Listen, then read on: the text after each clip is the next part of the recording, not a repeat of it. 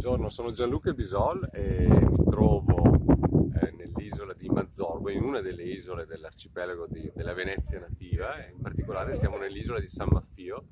È un'isola isolata dalle altre perché nel 1950 si è creato un canale per far passare i vaporetti, e oggi quest'isola è un luogo nel quale stiamo pensando a un progetto che mira a recuperare tutto quello che era la storia agricola e dell'allevamento della Venezia prima che fosse una Venezia turistica. Quindi una Venezia che aveva nei suoi terreni delle isole della laguna tutte le coltivazioni e gli allevamenti che potevano garantire anche un'indipendenza alimentare di Venezia. Qua dietro vediamo un impianto per vigneto.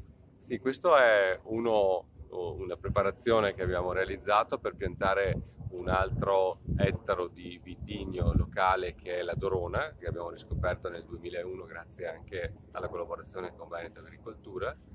E qui la vigna però sarà solo uno dei protagonisti dell'agricoltura, perché saranno in totale 60 le diverse coltivazioni che cercheremo di mettere in atto e 7 forme di allevamento.